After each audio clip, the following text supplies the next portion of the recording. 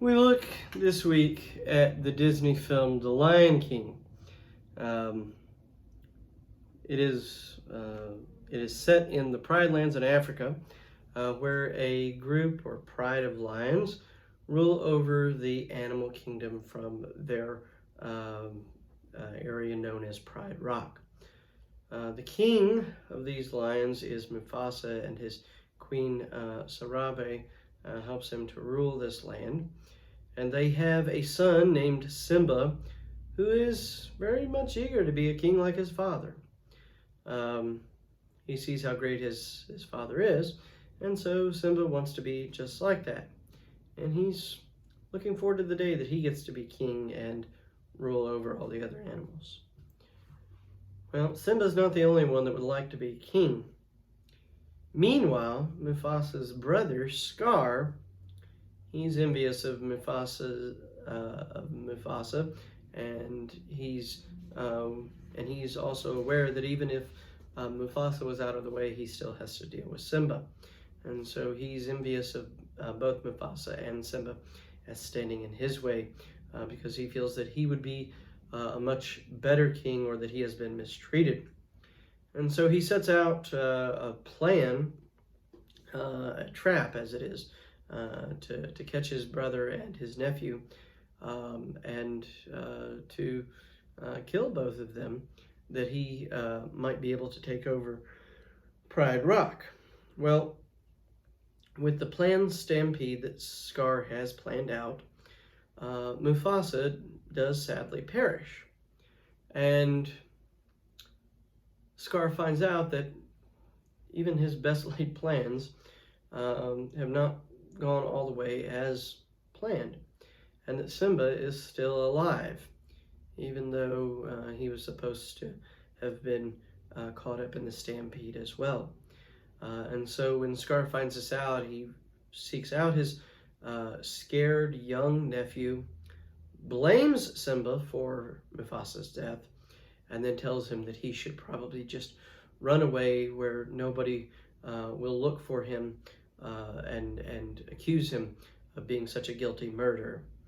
And so with having Mufasa now deceased and Simba away and scared to return, Scar believes that he is ready to assume the throne. He does so and humbly accepts the position of being the new king, for the legacy of his brother and nephew who are so recently departed. And in the meantime, he invites his hyena minions to help him to keep law and order in the Pride Lands, as these hyenas had once been on the outside. When Simba flees from the Pride Lands and goes to a far-off country, he is rescued by Timon and Pumbaa, who are respectively a meerkat and a warthog. And Timon and Pumbaa, they are outcasts just like Simba. They don't fit in with their own families. And so they teach Simba how to live like them, and they teach him a new phrase, Hakuna Matata, that means no worries in Swahili. And they teach him that it means no worries, live life kind of carefree. Don't worry about what others think of you. And so they nurse him back to health, and buck him up, and he grows up learning this and grows into a mature lion. Well, as this is going on, and Scar has begun to rule Pride Rock with fear and treachery and deception, particularly with his hyena minions, Pride Rock has devolved into chaos. And so Simba's young friend from his young age, who he more than likely had a crush on, Nala, comes to find Simba and tell him all about what is going on, and trying to convince him to come back. And of course, Simba's feelings return, and he and Nala reunite, and they fall in love, and they frolic with one another, and he thinks that things are great with her there. And she urges him to return home, but he's afraid to return home because he knows that he's guilty of Mufasa's death, and he's probably going to be put on trial for that, and he will be convicted, and he doesn't want to have to deal with that.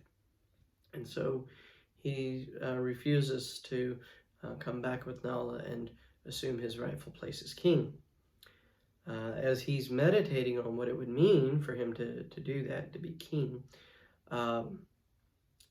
he sees a vision of his father Mufasa, who encourages him to remember who he really is, and that Mufasa is within him, and all the things that made Mufasa great are within Simba if he will learn to find them. Simba trying to reflect on that and thinking about his past. He's also encouraged not only by Mufasa, but by a wise monkey named Rafiki, who has consulted Mufasa and the family for years. And he reminds Simba that his past does not define him. And so Simba is encouraged and determined to challenge his uncle Scar and assume his rightful place as king. He's aided by his friends on his return, and he is able to challenge and then conquer his uncle Scar, and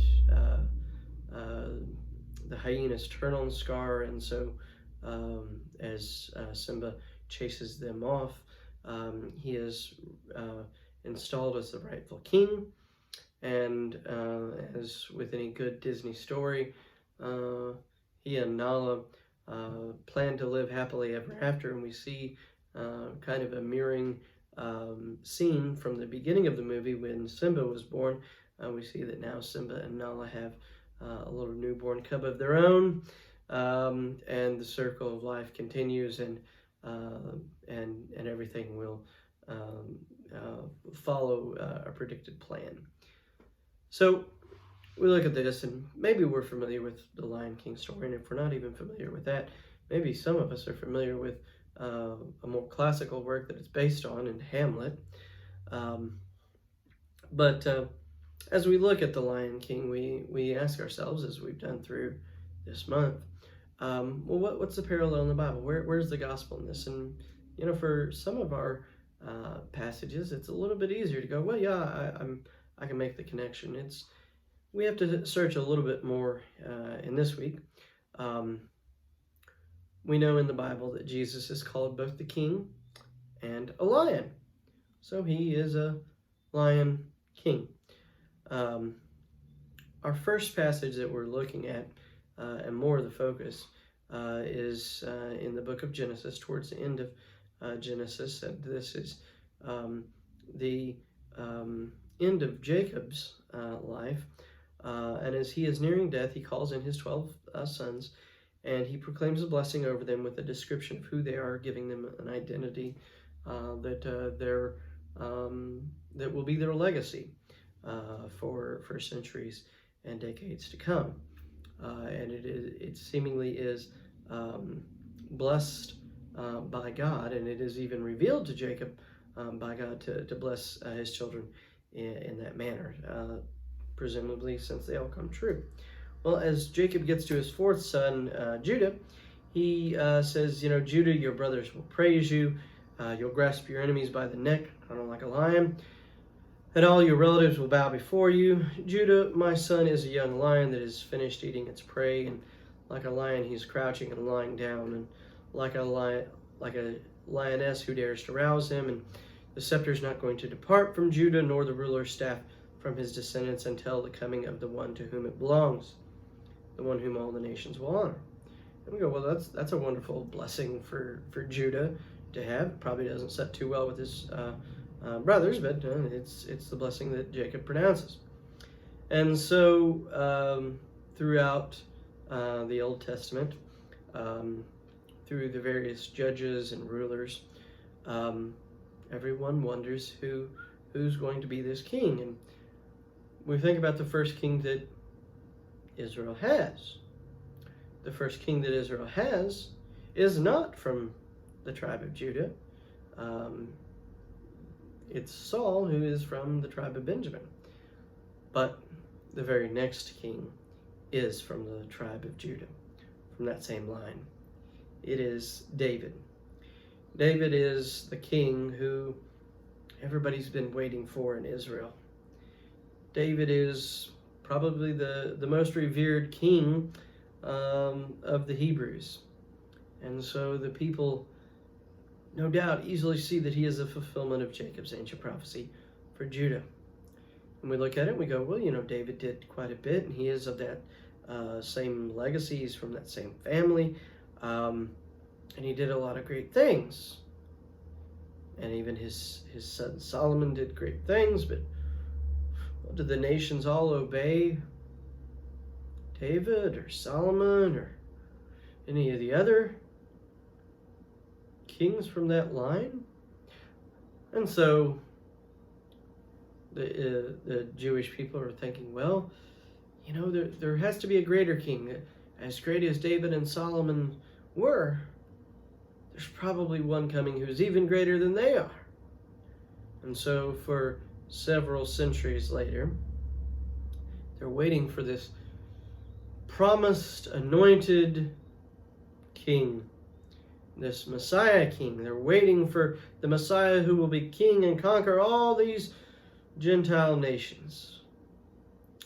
And so just about the time of the New Testament and the time of Jesus, it's not hard to see that Jesus, who is from the tribe of Judah, who fulfills some of those prophecies that we look at, is probably this Messiah king, the best, most perfect king of Judah. And we see this more realized in the last book of the Bible. We look at a passage in the first book of the Bible, and we look at the passage in the last book of the Bible in Revelation. In this, we see that a lion and king appear. John the Apostle has a vision, and in it the elders gather around the heavenly throne, and they praise the king, and they tell John that the Lion of the tribe of Judah has become fully victorious and conquered the world and death, and he shall overcome. So, of course, it's very easy to make those connections. Jesus is the Lion of the tribe of Judah that is promised. He is of the line of David and Solomon and all those, and he is one that was waiting until the appropriate time, and he crouches and lies down, and when the appropriate time comes, he will return, and we worship him as king. Which brings me to this thought. Waiting for that time to be king. Simba wants to be king from an early age. He sings a song about he just can't wait to be king. Simba, in the movie The Lion King, he wants to display his power. And he wants to have people see that he's the soon coming king and that he's great just like his father before him. But he's humbled, and he has to think about what really makes Mufasa a great king. And if he's going to be king, it means that Mufasa is not going to be around. And so Simba has to grapple with what it actually means to be powerful and to be king. We too, we like these displays of power. Simba likes the display of power, and we like him too. We like to be on the winning side. We don't like to lose. A lot of us don't like to lose. We're seen as weak, and we want to be on the winning side. But God is more than content sometimes with the appearance of weakness, especially human weakness. His purpose is more profound, but we have to grapple with it. Think about this. What if God always won? What if God always let us win? What if God always let everything good happen and everything that we ever wanted happen? What if everything good went our way? We just said, well, it's going to happen. I've asked God, he's going to do it, and everything will be what we want it to be. Well, everyone would flock to God and follow him, right? People will do for God everything, right? They'll They'll be happy because they're on the winning side and they feel important. Or would people honestly not serve God? Would people, if everything happened perfectly and allowed them to win, would they give God the credit, or would they give themselves the credit? Would they think it was their power, or would they think it was God's power? Would they love God? Would they fear Him? Would they even care about God? Right, God could actually win the world over through a consistent display of power, but everybody would give credit to themselves. Everybody would more than likely not give God the credit. And in fact, probably some would tire of everything being so completely perfect. Sometimes it would be more than they could handle. This is why I think we deal with, and God permits us to deal with, weakness and challenges and not always winning, because God knows what happens if we win all the time. We forget about Him, we forget about His goodness, we forget about His power. If we experience a little bit of weakness, if we experience a little bit of challenge, it makes the victory that much more rewarding. It makes the victory that much more appealing. It makes it something more to look forward to. And so, if we look inside ourselves and we look for the one that allows us to overcome, and we look for the Lion of the tribe of Judah who has overcome this world, the King that will come eventually to bring His kingdom into this world, and that we can be part of it and we can overcome, we can look inside ourselves to find that. We can set aside our history, our past, and let it no longer define us.